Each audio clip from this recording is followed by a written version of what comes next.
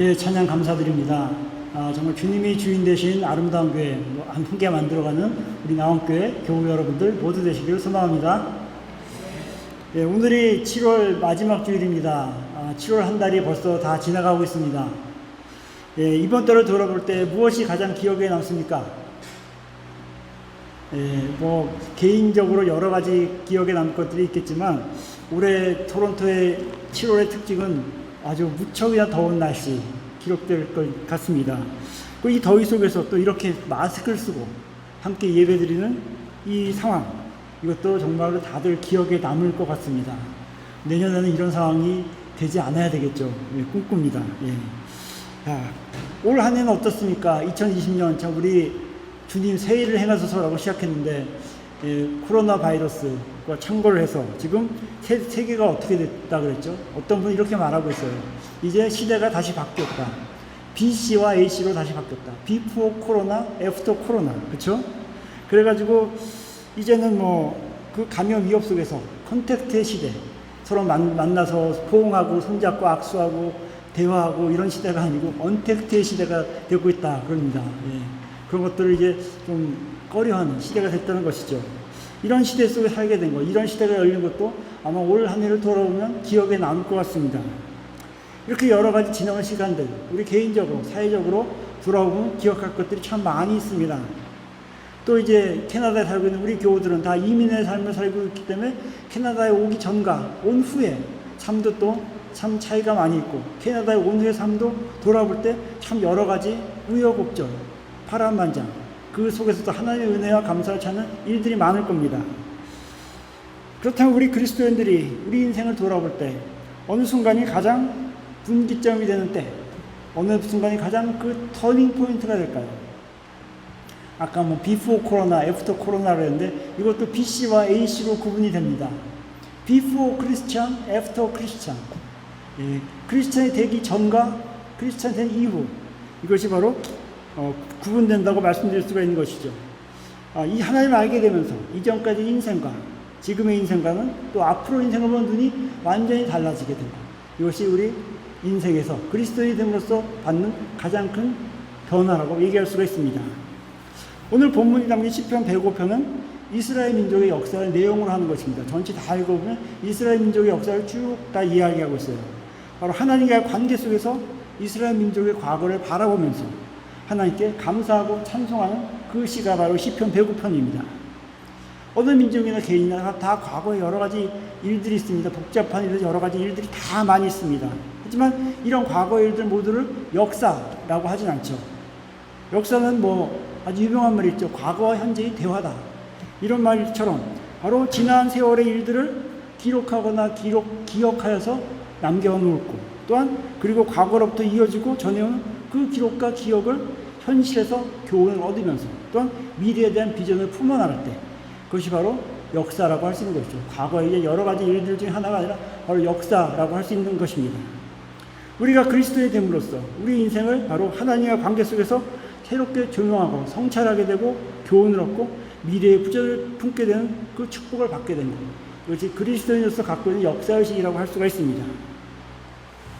지난주에 설교 말씀을 통해서 우리가 그리스도인이 됨으로써 중요한 호칭을 얻게 됐다고 그랬습니다. 하나님의 자녀, 그렇죠. 하나님의 자녀. 바로 하나님의 자녀라는 이 호칭은 예수님의 십자가의 공로로 구원받은 우리들과 하나님과의 새로운 관계가 시작됐다는 것을 말이죠. 더 정확하게는 관계의 회복이라고 그랬죠. 우리가 하나님의 형상대로 지음받았고 바로 하나님은 우리 인간 존재의 근원 되심을 알려주기 때문입니다. 자, 우리가 하나님의 자녀가 되었다는 특징이 몇 가지 있었다 그랬죠. 말씀드려 보겠습니다. 첫째, 우리가 하나님의 자녀가 됐다는 특징은 뭡니까? 우리가 하나님을 뭐라 부를 수 있다고 했죠? 아버지라고 부를 수 있습니다. 하나님을 아버지라고 부르고 우리의 마음을 터놓고 기도할 수 있는 것, 이것이 하나님의 자녀의 특징입니다. 또는 하나님의 자녀의 특징은 뭡니까? 우리가 바로 하나님 나라의 상속자가 됐다는 것이죠.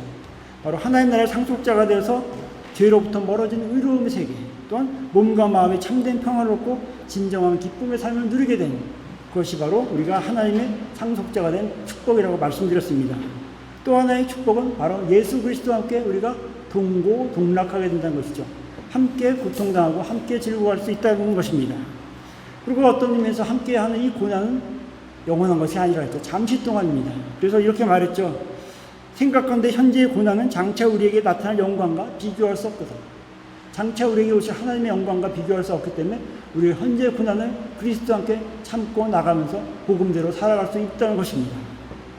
이렇게 우리가 하나님을 아버지라 부르며 하나님 나라의 상속자가 돼서 그리스도와 함께 동고동락하는 하나님의 자녀인데 우리 자녀의 마음에도 뭐가 있다고 그랬습니까? 하나님의 법과 죄의 법이 갈등하고 있다고 그랬죠. 빛과 어둠이 갈등하고 있습니다. 보통 사람 같으면 어둠이 빛을 덮으려 하고 죄의 법으로 하나님의 법을 밀어내려고 하지만 하나님의 자녀는 다르다고 했습니다. 바로 자신의 허물과 죄를 정직하게 바라보며 애통해야 할 수 있는 것. 그것이 하나님의 자녀의 특징이라고 그랬죠. 그래서 빛이 어둠을 이겨내고 하나님의 자녀에게는 하나님의 법이 죄의 법을 몰아내는 그런 일이 있다는 것입니다. 바로 하나님의 자녀가 그렇게 할 수 있는 이유가 있다고 그랬죠. 무엇입니까? 바로 하나님의 영, 예수님의 영, 성령님께서 우리의 삶을 인도하시고 보호하시기 때문입니다. 자, 하나님의 자녀가 된 뒤에 우리가 걸어온 인생길은 분명히 성령 하나님께서 인도하신 길입니다. 그 길을 기억하는 것이 바로 우리의 신앙의 역사라고 말할 수 있습니다. 그 역사는 우리의 신앙의 인생길을 다시금 돌아보며 교훈을 삼고 현재 위치를 다시 점검하고 미래를 향해 바른 방향으로 나가게 하는 그 힘이 있습니다. 바로 하나님의 자녀로서 이렇게 과거를 돌아보며 감사하며 하나님을 찬양하는 자리, 그 자리가 우리 그리스도인들에게 모두 있어야 됩니다. 그 대표적인 자리가 무엇일까요? 어디일까요? 바로 예배의 자리입니다. 개인으로 하는 예배든 공동체로 드리는 예배든 하나님과의 그 예배 자리를 통해서 바로 이러한 우리의 성찰에 도전할 수가 있다는 겁니다. 시편의 많은 글들은 이스라엘 백성들이 함께 모여서 예배 드리는 그 자리에서 낭송이 됐습니다. 시편 105편은 앞서 말씀드린 것처럼 이스라엘 역사 속에서 하나님이 이스라엘을 위해 어떤 일을 하셨는지를 알려주면서 이스라엘 백성들을 예배 자리로 초청하고 있습니다. 우리가 인생을 돌아보며 하나님 앞에 예배의 자리에 서는 성도들의 자세가 어떠한 것인지 그것을 우리에게 보여주고 있습니다. 크게 5가지로 정리할 수가 있습니다.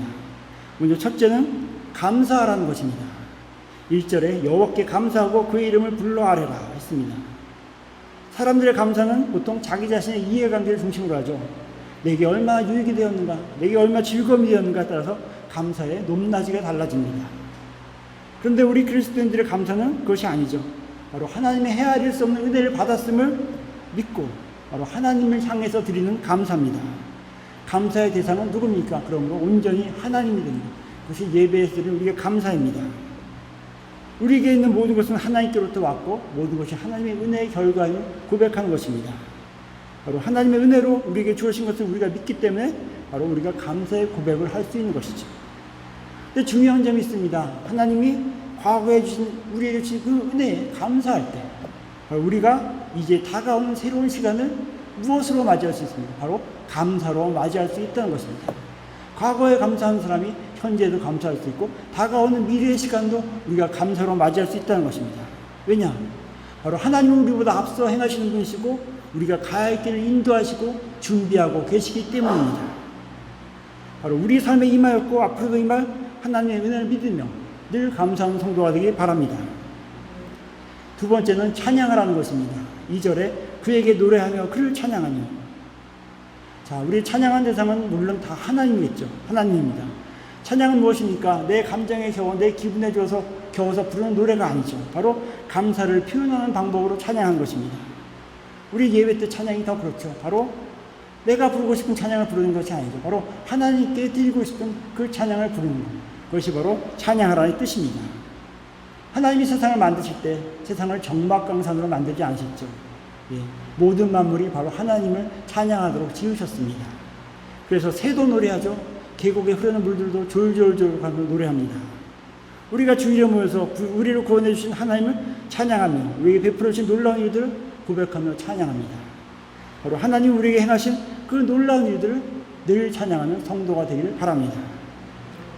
세 번째로는 하나님의 능력과 은혜를 사모하라는 것입니다. 3절과 4절에 그의 거룩한 이름을 찬양하라. 여호와를 구하는 자들은 마음이 즐거울지로다. 여호와와 그의 능력을 구할지어다 했습니다. 하나님의 거룩한 이름을 자랑하라. 여호와 그의 능력을 구하라 했습니다. 우리가 자랑할 것, 그리스도인이 자랑할 것은 내 자신의 능력이 아니라는 것이죠. 내가 많이 배웠다는 것을 자랑할 것이 아니고 제가 재산이 많다는 걸 자랑할 것이 아니라 바로 무엇입니까? 그리스도인들이 자랑할 것은 바로 우리 삶의 인도자가 되시는 분이 하나님이 나와 함께 하신다. 그것이 바로 우리의 자랑거리라는 것입니다. 바로 그의 거룩한 이름을 자랑하는 것이 그의 의미가 되겠죠. 그러면 우리 그리스도인들은 교만하지 않습니다. 하나님의 더 큰 능력을 겸손하게 바라보며 하루하루를 살아갑니다. 우리의 지식이나 경험이나 건강이나 물질을 의지해서 살아가지 않고 바로 주님의 능력과 은혜를 사모하면서 바로 하나님을 바라보고 의지하는 믿음의 성도가 모두 되길 바랍니다. 네 번째는 기억하라는 것입니다. 기억하라. 5절과 6절에 이렇게 되어 있습니다. 그의 종 아브라함의 후손 곧 택하신 야곱의 자손 너희는 그가 행하신 기적과 그의 이적과 그의 입의 판단을 기억할지어다. 기억하라는 것입니다. 역사적으로 하나님은 이스라엘 백성을 애굽에서 구해내셨습니다. 광야 생활하는 동안 보호하시고 가나안 땅까지 인도하셨습니다. 이 과정에서 수많은 놀라운 일들을 행하셨죠. 그 하나님을 바로 잊지 말고 예배하라 라고 배고편의 시인은 말하고 있는 것입니다. 우리가 과거를 잊지 않고 기억한다는 것 참 중요합니다. 이런 이야기가 있습니다. 옛날에 어느 나라에 왕이 있었습니다. 신하를 데리고 함께 사냥을 나갔다 길을 잃었습니다. 근데 한 목동을 만나서 길을 찾고 구출될 수가 있었습니다. 왕은 고마움의 표시로 그 목동을 왕궁으로 데려갔습니다. 그리고 하나하나 일을 이제 주기 시작했습니다. 근데 일을 아주 성실하게 잘 해나가니까 나중에는 왕의 모든 재산을 관리하는 그런 위치에까지 오르게 됐습니다. 한낱 목동 출신이 그런 지위에 오르니까 옆에 있는 신하들이 질투했습니다. 아, 뭔가 저 사람은 비리가 있을 거야. 아무리 했습니다. 그래서 저 사람을 무너뜨리려고 했는데 아무리 캐내도 약점이 없어요. 잘못한 게 없어요. 근데 어느 날 보니까 이 사람이 왕궁 꼭대기에 있는 조그만 창고를 혼자 이렇게 가끔씩 왔다 갔다 하면서 발견했습니다. 그곳에 가서는 또 한참 있다가 돌아 나오는 거예요. 근데 그 왕궁의 그 창고의 열쇠는 그 목동 출신의 그 신하만이 갖고 있었습니다. 그래서 다른 신하들은 생각했습니다. 저 창고 안에 뭔가 분명히 대단한 보물을 감추고 있을 거야. 그래서 왕께 호소를 해서 그 왕의 명령으로 그 창고를 조사하겠습니다. 근데 그 창고를 가서 찾아보니까 그 창고 안에는 단 2가지 물건이 있었습니다. 다 낡아 빠진 조끼 한 벌, 그리고 다 낡아 떨어진 장화 한 벌이 있었습니다. 한 짝이, 2짝이 있었습니다. 왕은 물었습니다. 그대는 왜 이 보잘것없는 누더기 옷과 다 떨어진 장화를 그토록 보물처럼 감춰두고 있는가? 그는 이렇게 대답했습니다. 왕이시여, 제가 왕의 부름을 받고 처음 왔을 때 제가 갖고 온 것은 바로 이것 2가지 뿐이었습니다. 그동안 이렇게 살아오면서 나라고 인간인데 왜 다른 욕심이 없고 다 생각이 없었겠습니까? 하지만 다시금 내가 처음 시작했을 그때를 돌아보면서 내가 처음 왕의 명령을 받고 이 자리에 왔을 때 갖고 있었던 것을 돌아보면서 다시 마음을 가다듬고 나의 충실했습니다. 라고 말했다고 합니다. 이후에 왕은 그를 더욱더 신임하게 되었다고 하죠. 과거를 잊지 않고 기억하는 그 마음을 왕이 높이 산 것입니다. 우리의 삶을 돌아보면 어떻습니까? 우리가 항상 고백하죠. 우리는 죄와 허물로 죽을 수밖에 없는 사람이었습니다. 그런데 하나님의 부르심을 입어 하나님의 자녀가 됐습니다. 이러한 고백이 정말 매일매일의 고백으로 나올 수 있어야 합니다. 그리고 우리가 바로 그렇게 고백할 수 있는 것이 하나님의 은혜임을 또한 고백할 수 있어야 됩니다. 그러므로 우리가 살다가 때로는 교만해지고 세상 유혹에 빠지고 세상에 넘어질지라도 바로 우리의 허물 없고 부족했던 자신을 되돌아보면서 다시 처음으로 다시 일어설 수 있어야 합니다. 우리가 그리스도인이 되는 과정에 그리고 그 이후 살아온 과정에서 우리가 기억해야 될 은혜 정말 너무나 많죠. 다 돌아보면 정말로 너무나 많은 오직 은혜로다라는 찬양이 나올 것입니다. 그 은혜를 기억하면서 참된 예배를 드리는 성도님들이 모두 되기를 이 시간 바랍니다. 마지막 5째로 하나님의 언약이 영원함을 믿으라는 것입니다. 9절과 10절 이것은 아브라함과 맺은 언약이고 이삭에게 하신 맹세이며 야곱에게 세우신 율례 곧 이스라엘에게 하신 영원한 언약이라. 하나님은 아브라함과 언약을 맺었습니다. 그들을 바로 하나님의 백성으로 삼으시고 세상을 구원하는 사명을 주시는 언약이죠. 인간은 언약을 잊었을지라도 하나님은 그 언약을 잊지 않았습니다. 그 언약은 바로 아브라함의 자손 이삭으로 야곱으로 이스라엘 민족으로 이어져서 이스라엘 민족을 또 구원하는 하나님의 증거가 되었습니다. 야곱의 아들 중에서 요셉이라는 아들이 있었죠. 다 잘 아시는 이야기입니다. 야곱의 11번째 아들, 야곱의 사랑을 받다가 형제들의 미움을 받아서 노예로 애굽으로 팔려갔습니다. 애굽에서 노예살이 하다가 주인을 잘 만나서 군대장관 보디발의 집에서 신임을 받게 됐습니다.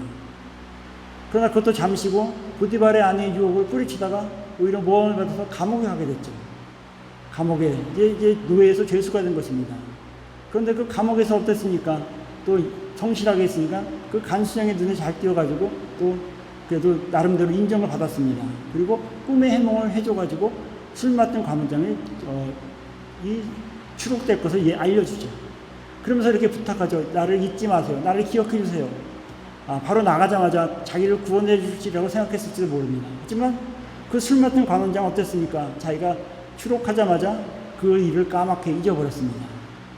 예. 아마 이때 요셉으로서는 참 암담했을 거예요.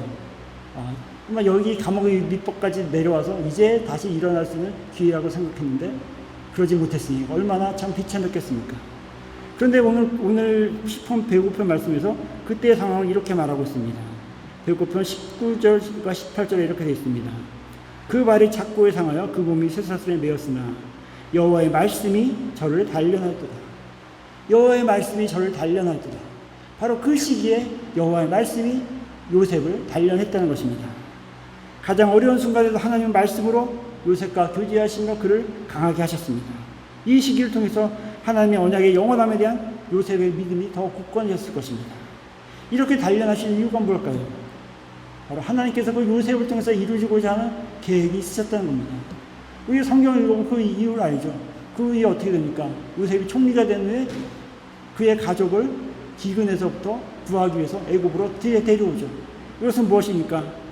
그가 그의 가족과 민족을 구원하는 역할을 담당했다는 것입니다. 또 그를 통해서 그의 하나님의 구원의 계획을 보존했다는 것입니다. 하나님의 언약의 영원함, 오늘날 우리에게도 마찬가지입니다. 그 언약의 영원함을 믿는 것, 참 우리 신앙에서 중요합니다. 우리는 내 앞에 있는 문제들도 제대로 보지 못하고 앞길도 모릅니다. 하지만 하나님은 내 생각을 뛰어넘어서 분명히 더 멀리 보시는 분입니다. 그러므로 나를 향하신 하나님의 계획을 이루시는 하나님의 언약을 믿을 때 또한 현실 속에서 믿음을 지켜나가면서 하나님을 예배하는 성도가 되어야 합니다. 우리의 살아온 지난 날들을 돌아보십시오. 우리가 크리스천이 된 이후의 삶을 돌아보십시오. 모든 것이 하나님의 은혜요 감사한 일들 뿐이었음을 고백할 수가 있습니다. 우리는 모두 죄와 허물로 죽을 수밖에 없었던 사람들입니다. 그러나 하나님의 부르심을 입어 하나님의 자녀가 됐습니다. 우리는 정말 하나님의 은혜를 잊지 말고 기억해야 합니다. 우리가 때로는 교만해지고 세상 유혹에 빠지거나 넘어질지라도 바로 우리 자신을 되돌아볼 수 있어야 합니다. 우리 자신을 돌아보는 중요한 자리가 바로 이 예배의 자리입니다. 본문의 시편은 예배 현장으로 우리를 인도합니다. 하나님의 백성은 하나님께 예배해야 합니다. 개인적으로 하나님께 예배해야 되고 함께 모여서 하나님께 예배 드려야 합니다. 우리의 찬양이 대상이 되시고 이름이 높임을 받으시는 오직 하나님뿐임을 고백하는 그 신앙을 가지고 우리는 살아가야 합니다.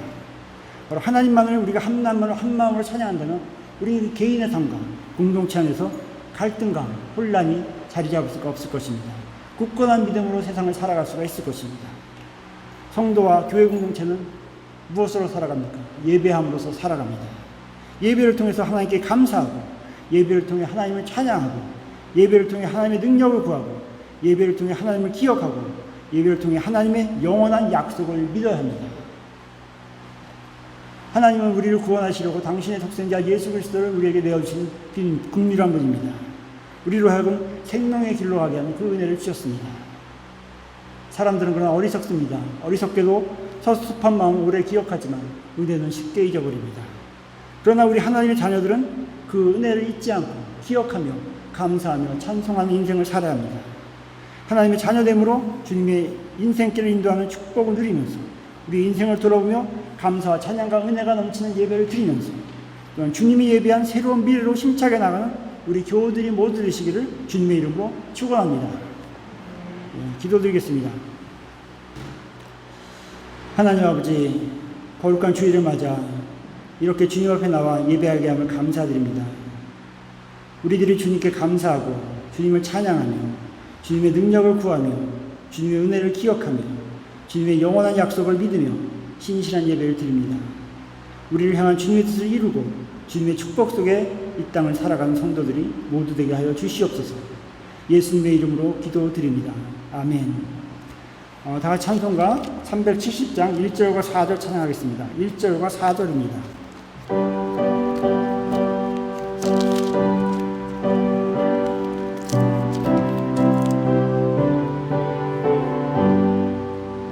주 안에 있는 나에게 땅 근심이 있으랴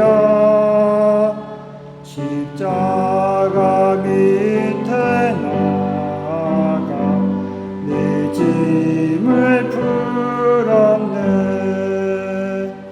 주님을 찬송하면서 할렐루야 할렐루야 내 앞길 멀고 험해도 나 주님만 따라가리. 내 주와 맺은 언약은 영불변하시니 그 나라가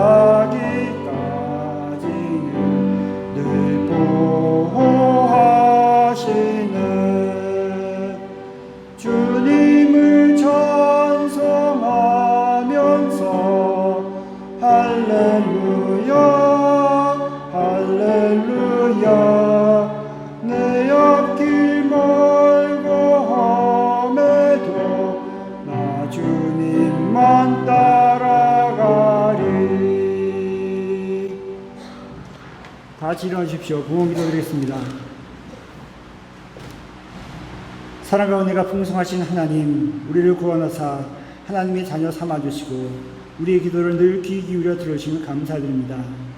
이 시간 우리로 주님을 알게 하시고 주님 뜻대로 생명의 길 가게 하신 은혜를 감사하면서 정성껏 예물을 드립니다. 우리가 가진 것 중에서 구별하여 11조와 감사헌금과 성경헌금과 주조헌금으로 드립니다. 우리들이 드린 예물을 하나님께서 기쁘게 받아주시고 이 예물을 주님의 몸된 교회를 통하여서 하나님의 일에 귀하게 사용하여 주시옵소서. 오늘 기쁜 마음과 감사하는 마음으로 주님의 은혜를 기억하며 주님께 예물을 드린 성도들의 삶에 더 큰 기쁨과 감사와 은혜로 갚아주시옵소서. 마음을 예물로 드린 성도에게도 동일한 은총 내려 주시옵소서. 예수님의 이름으로 감사하며 기도드립니다. 아멘.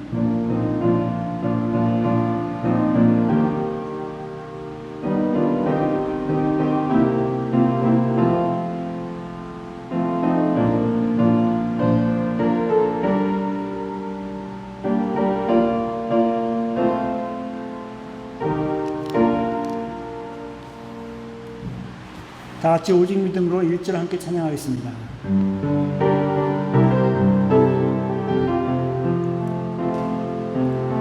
세상은 들리고 사람들은 변하여도 나는 주를 섬기리.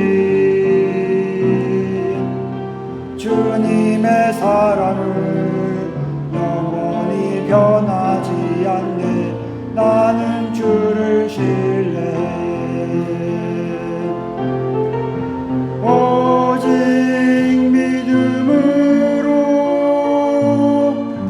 믿음으로 내가 살리라. 오직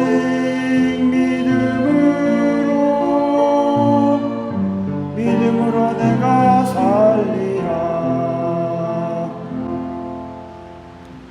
지금은 십자가 지심으로 우리를 죄에서 구원하신 주 예수 그리스도의 은혜와 하나님 아버지의 무한하신 사랑과 성령님의 감화, 감동, 인도, 교통하심이 하나님의 자녀되어 구원받은 인생을 살게 된 것을 늘 감사하며 주님을 찬양하며 주님의 능력을 구하며 주님의 은혜를 기억하며 주님의 약속의 영원함을 믿으며 어디에서나 진실한 마음으로 예배드리며 주님의 축복 속에 인생을 살아가기 원하는 사랑하는 성도들의 머리 위에 이제로부터 영원까지 함께 하시기를 간절히 축원하옵나이다. 아멘.